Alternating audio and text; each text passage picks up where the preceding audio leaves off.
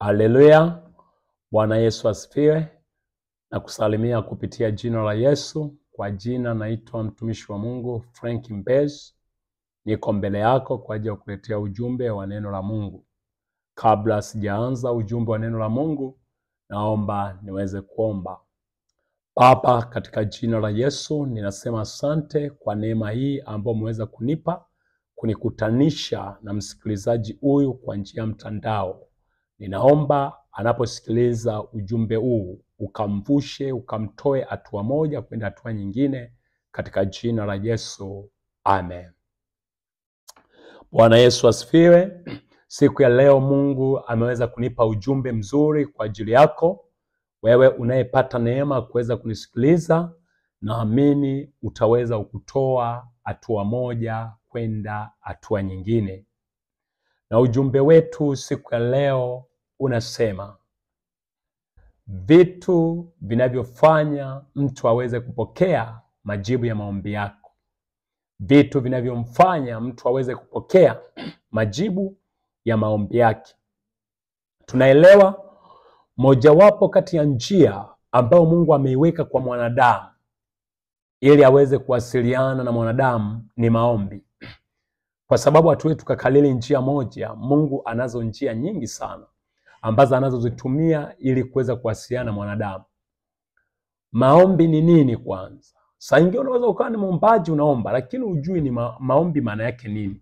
Unashangaa unaingia kwenye maombi unaanza kusema baba, unatumia muda mwingi, unamaliza unaondoka. Kwa hiyo unafanya vitu kwa kuigiza, au unaomba kwa sababu ni tamaduni au utamaduni. Umejikuta kanisani kwenu wanaomba, na wewe wazazi wako ni wakwenda kanisani, na wewe ukajikuta unaomba, lakini hujajua nini maana ya maombi. Maombi ni mawasiliano baina ya pande mbili. Manake hayawezi akawepo maombi pasipo kuwepo na pande mbili. Kuna mwenye hitaji, lakini kuna yule mwenye suluhisho la yule anayeombwa. Katika hali ya kawaida, hayo ni maombi ya kawaida kwa wanadamu, lakini hivyo hivyo hata mbele za Mungu. Sisi wanadamu wote tunakuwa tuna mahitaji mbele za Mungu. Sasa tunapokuwa na mahitaji mbele za Mungu, tunatakiwa tumwendee yeye kwa sababu ni amri yake na ametuagiza ili tuweze kumuomba. Na mtu kama ana uwezo wa kukusaidia au kama ana uwezo wa kukupa majibu, maana yake hawezi akakwambia kwamba niombe. Lakini kwa sababu Mungu wetu yeye ni mwaminifu, kwanza anajiamini, anasema yeye sio mwanadamu hata aseme uongo. Kwa maana yake ana majibu ya kila kitu ambacho wewe unakuwa unahitaji. Ndio maana kaweka mlango wazi kwamba ombeni lolote. Yaani Mungu wetu hajaweka kipengele kwamba wewe omba ishie hapa, wewe omba ishie hapa. Yaani ameenda kwamba ombeni lolote. Kwa nini Mungu anasema ombeni lolote? Anasema ombeni lolote kwa sababu kwake kuna utoshelevu, kwake kuna majibu, na kwake kuna suluhisho la kila mwanadamu aliyoko chini ya jua. Na kama kuna suluhisho na kama Mungu ana majibu yetu, maana yake sisi ni kuchukua hatua ya kwenda kumuomba yeye ili naweze kutupa majibu. Lakini changamoto moja imekuwa hivi, Wakristo wengi wamekuwa watu waombaji na pia wamekuwa watu wa kukaa na vipolo. Yaani unakuta mwaka huu ameanza kuomba Mungu nipe hiki, ameomba wapi? Mungu nipe hiki, ameomba wapi? Mungu nipe hiki, ameomba wapi? Saa nyingine mpaka amekata tamaa. Saa nyingine amekuwa na mifungo mpaka vidonda vya tumbo. Saa nyingine ameomba kwa stress tu, amepewa taarifa fulani, baada ya kupata zile taarifa fulani ameshtuka, anakimbia moja kwa moja kwenye maombi. Lakini wakati huo hajamuuliza Mungu kwamba ili au swala hili nililonalo ninataka Bwana nifanyeje. Na kwa kawaida mbele za Mungu huwa kuna vitu vitatu. Katikati ya vitu vitatu hiyo kuna ndio, kuna hapana, kuna subiri. Sasa katika ndio unatakiwa ujue Mungu anapokuwa amekwambia ndio uweze kuelewa majira. Mungu anaposema hapana uweze kuelewa, kwa sababu yeye ndo mwenye majibu. Aweza kukwambia hapana ukaendelea kumkomandi. Akasema subiri wewe ukataka kuharakisha. Kila jambo lina majira na nyakati yake. Kwa hiyo mwenyewe anakuwa anajua kwamba majira haya nikimfanyia hivi mwanangu mbele atapata madhara, mbele atapata matokeo fulani. Kwa hiyo yeye ni Mungu anayejua, anautazama mwisho wa jambo. Na mwisho wa jambo anapoutazama manake mwanza anakuwa anajua. Mwanzo wako unaweza ukoa unaomba, wanasema hakuna, lakini kumbe mwisho Mungu anakuwa anajua kwamba nina majibu kwa ajili ya mtu huyu. Moja kwa moja sasa niweze kualika ili tuweze kwenda kwenye neno la Mungu ambalo litakalo tuongoza katika somo hili letu linalosema vitu vinavyosaidia ili mtu aweze kujibiwa maombi yake anapokuwa anaomba. Tutaenda kusoma kitabu cha Luka sura ya 18 mstari wa kwanza. Luka 18 mstari wa kwanza. Naye anasema, akawaambia mfano ya kwamba imempasa kumwomba Mungu siku zote, wala wasikate tamaa. Akasema, palikuwa na kadhi katika mji fulani, amchi Mungu wala ajali watu. Na katika mji huo palikuwa na mwanamke mjane aliyekuwa akimwendea akisema, nipatie haki na adui wangu. Naye kwa muda alikataa. Alafu akasema moyoni mwake, ijapokuwa simchi Mungu wala sijali watu, lakini kwa kuwa mjane huyu ananiudhi, nitampatia haki yake, asije akanichosha kwa kunijia daima. Bwana akasema, sikilizeni asemavyo yule kadhi dhalimu. Haleluya. Sasa hapa tunaona mfano huu Yesu anawafundisha au anawaambia wanafunzi wake jinsi ya kuweza kuomba pasipo kuwa na shaka. Ili ufanyeje uweze kupata majibu ya maombi yako? Kuna vitu kadha wa kadha hapa ambavyo nitakavyokupatia. Roho Mtakatifu anisaidie, lakini akusaidie wewe msikilizaji wangu, ili viweze kukusaidia kutoka hatua moja kwenda hatua nyingine.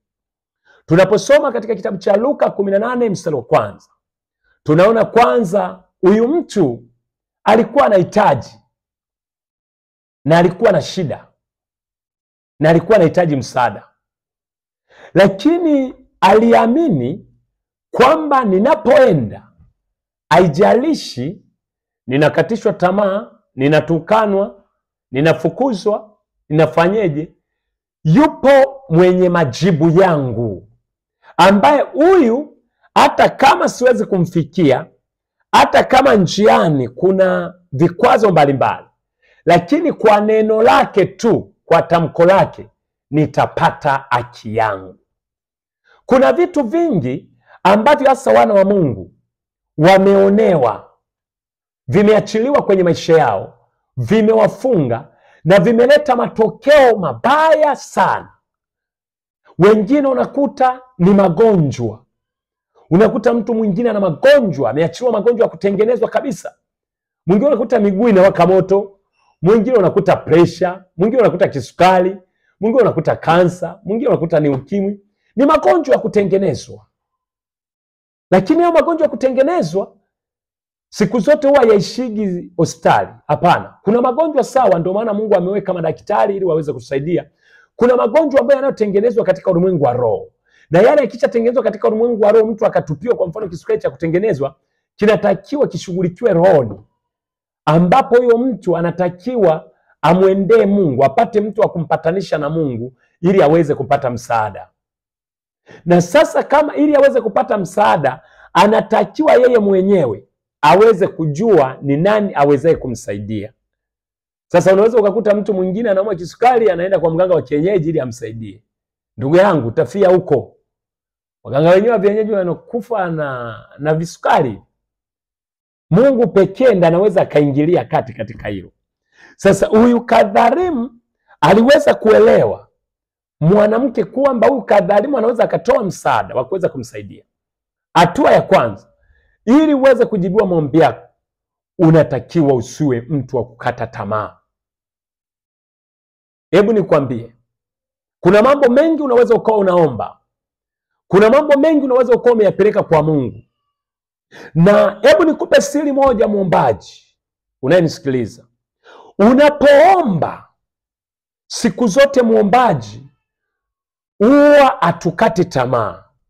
Na ili ujue kwamba maombi yako yamepata upenyo na yana matokeo ni pale unapokuwa unaomba ukaona mzigo wa lile uliokuwa unaliombea, hata katika macho ya damu na nyama inaonekana bado lipo, lakini mzigo ndani ukiisha, jua uko upenyo wa kimungu na yako majibu ya kimungu yanayokuwa yanapatikana. Maana yake kwa njia moja au nyingine, hapo Mungu anakuwa anataka akutoe mahali hapo uendelee kushughulika na vitu vingine. Ndio maana unapokuwa mwombaji unatakiwa uwe vizuri katika kuisikiza sauti ya Roho Mtakatifu. Unaweza ukaomba leo, kumbe Mungu alishakujibu kitu unachoendelea kukiombea. Mungu alishatoa majibu tokea mapema. Na sasa usipomsikiza Roho Mtakatifu anakupa mwongozo, unaweza ukaendelea na mifungo, ukafunga na kuomba, ukajitesa, ukawa na huzuni. Kumbe mbingu zinashangaa kwamba huyu mwanangu, mbona tayari nilishamjibu? Mbona na majibu yake? Nini shida? Ni kwa sababu gani? Ni kwa sababu kusikiliza ile saini au ishara ya Roho Mtakatifu ndani, ikiwa inaonyesha kwamba hii ajenda yako ulionayo imeshaisha. Na sasa unaweza ukakuta unaendelea kuomba, Mungu alishakujibu, na kwa sababu hujasikiliza sauti ya Roho Mtakatifu ukakata tamaa hata kuendelea na maombi mengine. Na kupitia lile ambalo uliokuwa unaliomba, adui akaanza ukujaribu na ukuambia kwamba Mungu hayupo. Anaanza ukusemesha kwamba je, kama Mungu angelikuwepo, mbona hichi singekuwa kimeshakamilika? Kama Mungu angelikuwepo, mbona hichi kingekuwa kimeshakuwa tayari? Kumbe hayo yote ni adui anakuwa na ukamata ufahamu ili ushindwe kuisikiliza sauti ya Roho Mtakatifu. Ukisha msikiza Roho Mtakatifu, moja kwa moja atakupa mwelekeo. Atakwambia mwanangu, hiki ulichoomba tayari, na automatic mzigo ule utaisha. Kwa hiyo utaenda katika hatua nyingine. Kwa hiyo jifunze kuisikiza sauti ya Roho Mtakatifu. Kwa sababu ukisha sikiza sauti ya Roho Mtakatifu, uwezi ukakata tamaa. Kwa sababu mwenyewe atakusukuma, atakutia nguvu. Ndio maana tukisoma hata katika Matendo sura ya 1 mstari wa 8, wakati pale Yesu anawaambia wanafunzi wake, anawaambia habari za kupokea uwezo. Uweza ule uweze kuwasaidia. Na baada ya kuwa wamepokea ule uweza, uliweza kuwasaidia hata katika utendaji. Hata saa nyingine walipokuwa wanaenda wanakutana na hali ngumu sana, wanakutana changamoto, hawakukata tamaa, waliendelea kuomba kwa sababu walijua yupo msaidizi, na yule msaidizi aliweza kuwajulisha au kuwafahamisha hali yajayo. Wakati Yesu anaondoka, alituachia hata na sisi msaidizi, ambaye msaidizi ni Roho Mtakatifu. Muombaji yoyote pasipo uwezesho wa Roho Mtakatifu huwezi. Utaomba utachoka, utaomba utakata tamaa, utaomba mjaribu atakutazamisha mazingira, atakwambia wewe, kansa hiyo ulionayo, alikuwepo mtu kama wewe alikuwa na kansa, alikufa. Sasa wewe unategemea nini? Sasa kutokana na yale mazingira utashangaa automatic moja kwa moja unakata tamaa. Lakini kumbe ungemsikiliza Roho Mtakatifu usingelikata tamaa. Unaingia kwenye maombi, unakuta mzigo umeisha. Mzigo isha pale, jua mbingu zimefunguka kwa ajili yako. Huyu mama wakati anamwendea kadhi, akukata tamaa. Ijapo Biblia inasema kwamba alikuwa anamwendea kila wakati, every time alikuwa anamwendea. Sio alimwendea mara moja au alimwendea kwa wiki 2 au kwa mwezi. Biblia inasema kila wakati. Ndio maana Biblia inasema kesheni mkiomba. Anaposema kesheni ukiomba, mpendwa, usije ukama nyumbani kwako ukahamia kanisani. Kama ni mwanandoa, ndoa itapata matatizo. Anaposema kesheni mkiomba, ina maana kila wakati, kila sekunde uko connected na mbingu. Na kama uko connected, umeungamanishwa na mbingu, maana yake majibu yako muda wote yanakuwa yanatiririka hapo. Kila wakati uko connected, maana yake uko mbele za Mungu. Na kama uko mbele za Mungu, ni kitu gani kinaweza kikakukatisha tamaa? Maana yake kila wakati mbingu zitakuwa zinatoa majibu yako. Mbingu zitakuwa zinakuambia ni kitu gani kinachoendelea. Huyu mama alipoelewa kwamba huyu mtu ana majibu yangu, haijalishi ana roho mbaya, haijalishi ni mkali, haijalishi kuna walinzi wa kunizuia, Kila siku akiamka tu, oh, nimekuja. Umekuja kufanya nini? Toka hapa. Mama anaenda, kesha anarudi, nimekuja. Umekuja kufanya nini? Toka hapa. Akukata tamaa. Sasa angalia yale matendo ya yule mama yakamfanya yule aliyekuwa amebeba majibu akasema, hapana, ijapo mimi si mtu mwema, ijapo mimi sitendi haki, lakini huyu mama ananikera, ananiudhi, hebu mimi nimpe majibu. Kamwambia mama, njoo. Na mama wakati anaenda siku ile akutegemea siku ile kwamba anapata majibu. Siku ile alienda kama siku nyingine. Nini tunafundishwa? Tunapokuwa tunaenda mbele za Mungu, usiende kupata majibu kama vile wewe unavyotaka. Nenda mbele za Mungu ukijua yeye ni Baba, atakupa yeye apendavyo. Akikwambia subiri, unasema asante. Akikwambia pokea, unasema asante. Akisema hapana, unasema asante. Kwa sababu gani? Mungu anakuwa anajua kwamba huyu mwanangu nikimpa hiki kina madhara gani. Kwa hiyo roho ya ukata tamaa inapokuwa haipo ndani, unakuta hata unapokuwa unamwendea Mungu, unamwendea kwamba ukijua napeleka hoja zangu mbele za Mungu, lakini najua leo, kesho kutwa, muda wowote anaweza akajibu. Lakini pointi ya pili, ili uweze kupata majibu ya maombi yako ni imani. Imani ni nini? Tunavyoamini imani ni hakika mambo yatarajiwayo, bayana yasionekana. Unajua watu wengine wanamuomba Mungu wasiyemwamini, na cha kusikitisha sana, wasiyemjua. Wanamuomba Mungu wasiyemwamini, lakini pia wasiyemjua. Hebu nikwambie mpendwa, ukishatambua na kuelewa kwamba huyu ninayemwendea ana majibu yangu, maana yake unapoenda mbele zake unakuwa kwenye ufahamu wako, kwenye mawazo yako, hauna njia nyingine mbadala ya kuweza kupata msaada. Angalia huyu mwanamke alipomwendea huyu mkuu wake Kadhari, alijua huyu ijapo ni mkorofi, ijapo atendi haki, lakini ninajua ana majibu. Hata nikifukuzwa, hata kiniwekea walinzi, ninajua ana majibu yangu. Kwa gharama yoyote alijua hata afanyeje, majibu yake yanapatikana kwake. Hata akienda wapi atarudishwa pale. Vivyo hivyo na sisi tunavyomwendea Baba, tunavyoingia kwenye maombi, moja kwa moja, 100%, nenda ukiwa unamwamini Mungu pase, ukiamini kwamba ninayeenda kwake yeye ni Baba yangu, na kama ni Baba yangu anaweza akatoa majibu. Hebu nikwambie muombaji unayenisikiliza, Mungu mwenyewe anajifunua kwetu, anasema yeye si mwanadamu hata aseme uongo. Anajua nature ya mwanadamu ni muongo, lakini yeye amejitenga na mwanadamu. Anasema yeye si mwanadamu hata aseme uongo. Maana yake mpaka Mungu anasema hivyo, anajua kwake iko kila package ya majibu yako. Kwenye biashara ana majibu, kwa watoto ana majibu, kwenye ndoa ana majibu, kwenye kazi ana majibu, kwenye huduma ana majibu.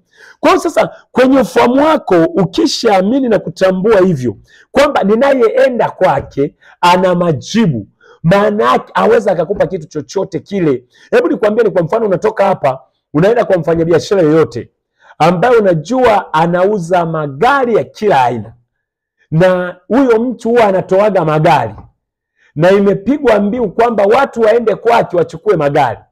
Ukienda kwake pale, maana yake utaenda kwa uhakika. Hata ukimwambia mimi nataka gari lolote, ataweza ukupa kwa sababu yako ndani ya imani yake. Ndivyo hivyo ilivyo hata katika ufalme wa Mungu. Tunapomwendea Mungu mbele zake, tukiwa tumeshaamini kwamba mbele yake kuna kila kitu, kama ni afya ipo, kama ni uponyaji upo, kama ni kila kitu kipo. Maana yake kinachofanyika, ile imani inakufanya uweze kupokea kila kitu unachohitaji. Imani ni mkono wa kupokea. Sasa waombaji wengi, changamoto, wamekuwa wakiingia mbele za Mungu kwa miemko, sio kwa imani. Yaani ni miemko. Ndio maana unaweza ukashangaa mtu anaingia kwenye maombi kwenu, mkuta ameomba, mtumishi niko kwenye maombi ya siku 3, ameomba mpaka amepauka midomo, saa nyingine mpaka vidonda vya tumbo. Baada ya hapo sasa ametoka kwenye maombi, unamwambia mpendwa vipi? Anasema yani mimi sioni, yani mimi sielewi kabisa hapa yani. Sijui mimi nifanyeje. Yani sielewi, sijielewi. Sio kwamba ujielewi, imani yako iko wapi? Uliingia kwa miemko. Saa nyingine umeingia kujishindisha njaa tu. Roho Mtakatifu hajakwambia. Hebu nikwambie, unajua kuna mifungo mingine unafunga kwa woga tu. Yani woga tu. Yani umesikia bundi juu ya bati, uko kwenye mfungo wa masaa 12. Kumbe wakati huo ulikuwa ni wakati wa kukaa kwenye utulivu, kumsikiliza Roho. Saa nyingine bundi amekuja ukuamsha usiku uombe, lakini wewe kesho unaamka na mifungo. Bwana, ndio maana nikakwambia kuna vitu vingine inahitaji ufahamu. Sio kila kitu tu mfungo. Na fuatilia, fanya research. Mimi ni mwombaji, fuatilia. Waombaji wengi makanisani wana vidonda vya tumbo. Kwa nini? Saa nyingine kwanza hawamsikilizi Roho Mtakatifu. Pili, wanajua kufunga lakini jinsi ya kufungua waelewi. Bwana Yesu asifiwe sana. Kwa hiyo unakuta saa nyingine hata katika kufunga wewe uko kwenye maombi. Umemaliza maombi, unafungulia Pepsi ya baridi. Unasema natifua huko. Unatifua nini? Utatifuliwa hapo. Baadaye utakaa kwenye dozi. Watu wangu wanaangamia kwa kukosa maarifa. Na kwa sababu umeyakataa maarifa, na yeye amekukataa usiwe kuhani kwake. Sasa utakuwa kuhani wapi wewe? Kwa mpendwa, sikiliza kwanza. Inahitaji imani, lakini imani inaendana na maarifa. Haleluya. Imani inaendana na maarifa. Kwa hiyo kisha kuwepo imani kama huyu mama alivyokuwa anamwendea. Yeye mwenyewe alikuwa na imani ndani yake. Anajua kwamba huyu mtu naye mwendea, ninaamini ana majibu yangu. Na kweli once alivyomwendea, huyu alipoona ile imani alionayo akasema hapana, hebu nimpe kitu hiki anachohitaji. Lakini pointi ya tatu ni kwamba muombaji siku zote unatakiwa yashinde mazingira. Unatakiwa yashinde mazingira. Usitazame mazingira yanayoonekana. Hapana. Hebu nikwambie, unaweza ukatoka hapa una shida, unaenda hospitali. Wanakuambia we shida ulionayo ni ngumu sana, haiwezekani. Yale ni majibu ya mwisho ya daktari. Lakini yuko Mungu aliyemuumba daktari. Anakuwa na jibu zaidi ya hilo. Kwa hiyo nguvu ya kushinda mazingira. Nguvu ya kushinda mazingira inakusaidia kumuona Yesu au kuona matokeo juu ya kila hitaji unalokuwa unahitaji. Watu wengi mazingira yamewashinda. Watu wengi mazingira imekuwa sababu ya kutopokea majibu. Uko kwenye maombi, una kesi mahakamani, unaanza kuwaza kwamba hakimu itakuwaje kwa kumfikiria hakimu, lakini unasahau kwamba Mungu anaweza akaingilia kati katika hilo eneo, hata katika mazingira ambayo haiwezekani, kwamba Mungu anaweza akaachilia neema. Unaumwa, unadaiwa, au una uhitaji fulani, au unataka kusafiri kwenda nje, vigezo vyako hauna, yale mazingira yanakataa. Lakini Mungu anaweza akaenda nje ya hayo mazingira.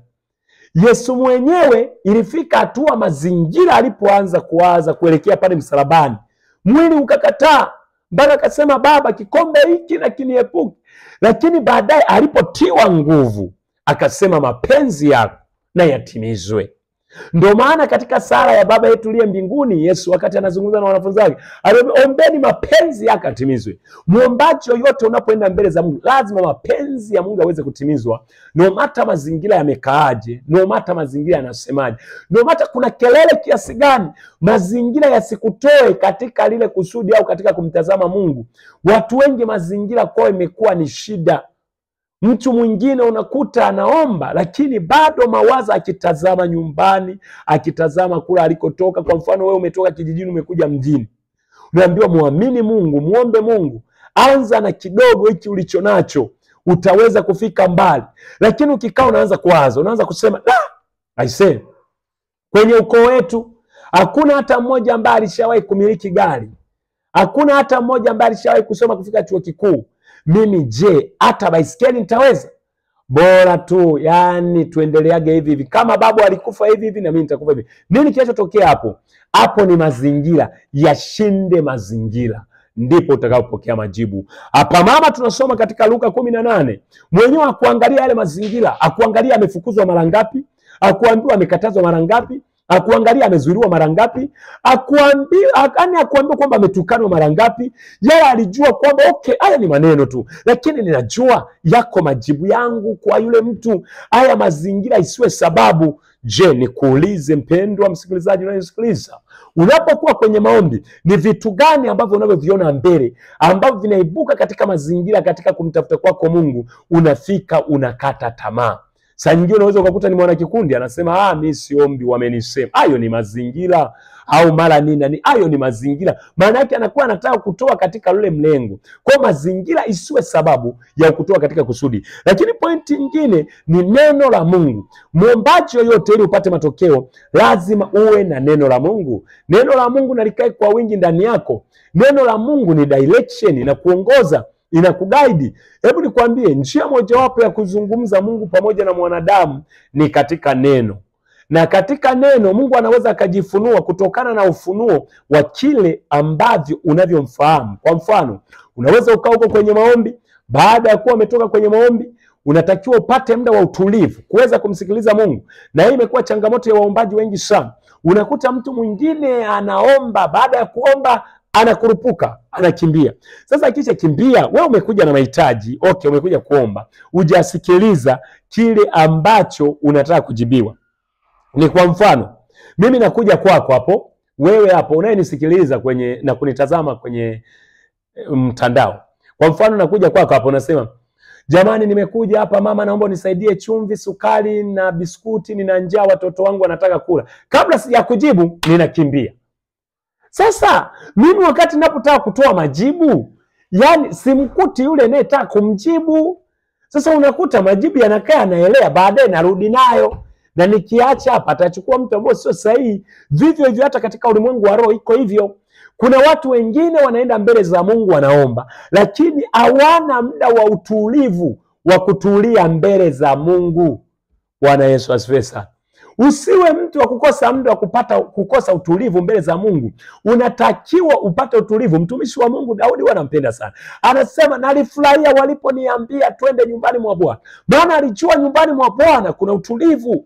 Alijua nyumbani mwa Bwana sema kusikiza sauti ya Mungu. Alijua nyumbani mwa Bwana ndio Mungu anasema. Hebu nikwambie, unapokuwa katika chumba chako cha ndani, maana yake unakuwa umemkaribisha Jehova ili aweze kusema na wewe. Kwa hiyo inakuwa inahitaji ile hali ya utulivu kuweza kumsikiliza. Sio kwamba umemaliza kuomba unakimbia unakurupuka. Majibu yako yakija hapo yanaelekea wapi?